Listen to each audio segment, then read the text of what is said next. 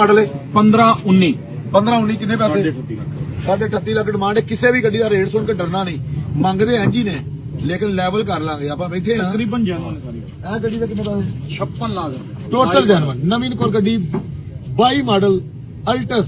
ਅੱਜ ਕੱਲ ਅਲਟਸਾਂ ਤੇ ਗਰੈਂਡੀਆਂ ਤੇ ਟਕੇ ਟੋਕਰੀ ਹੋਈਆਂ ਨੇ ਤੇ ਡੋਗਰ ਮੋਟਰ ਤੇ ਟਕੇ ਟੋਕਰੀ ਨੇ ਬਾਹਰ ਲੋਕਾਂ ਨੇ ਮਹਿੰਗੀਆਂ ਲਈਆਂ ਨੇ, ਘਾਟਾ ਨਹੀਂ ਪਾਉਂਦੇ। ਇੱਥੇ ਅੱਲਾ ਦੇ ਹੁਕਮ ਨਾਲ ਪੂਰਾ ਲੈਵਲ ਕਰ ਦਈਦਾ। ਜਿਹਨੇ ਲੈਣੀ ਹੈ ਕੋਈ ਵੀ ਅਲਟਸ ਗਰੈਂਡੀ ਤੇ ਕੱਲ ਪਹੁੰਚ ਜਾਓ। 15 ਮਾਡਲ ਇਹ GLI ਇਹਨੂੰ ਕੋਈ ਲੈਟਾ ਤੇ ਪਵਾ ਦੇਵੇ ਅਲਟਸ ਅਲਟਸ ਪਵਾ ਦੇਵੇ। ਉਹਨੂੰ ਕਿਹਾ ਕਹਿੰਦਾ ਮੈਂ ਲੈ ਕੇ ਜਾਣਾ। ਆ ਗੱਡੀ ਹੈ ਜਨਾਬ, ਗੱਡੀ ਨੇ 2-3 ਬਹੁਤ ਅੱਛੀ ਗੱਡੀ ਹੈ।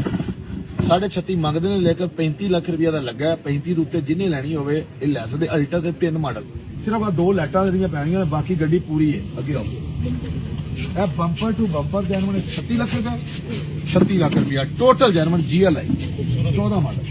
ਇਹ ਕਿਹੜਾ ਮਾਡਲ ਹੈ 20 ਮਾਡਲ ਹੁੰਦਾ ਸਿਟੀ 39 ਲੱਖ। ਹਾਂਜੀ ਆਟੋ 39 ਲੱਖ ਰੁਪਇਆ ਡਿਮਾਂਡ ਹੈ। 37 ਲੱਖ ਰੁਪਇਆ ਲੱਗਿਆ ਇਹਦਾ। ਇਹ ਕਿਹੜੀ ਮਾਡਲ ਹੈ ਇਹ 21 ਮਾਡਲ ਹੈ ਮੈਨੂਅਲ। ਅੱਛਾ ਇਹਦੀ ਵੀ 39 ਲੱਖ ਰੁਪਏ 39 ਲੱਖ ਰੁਪਇਆ ਡਿਮਾਂਡ ਹੈ। ਇਹ ਮੁੰਡਾ ਗੋਡ ਹੈ 24.5 ਲੱਖ ਰੁਪਏ ਦੀ 6 ਮਾਡਲ। ਉਹ ਇਹ ਮੂਵ ਹੈ, ਇਹ ਮੰਗ ਰਹੇ ਨੇ 21.5 ਲੱਖ ਰੁਪਏ।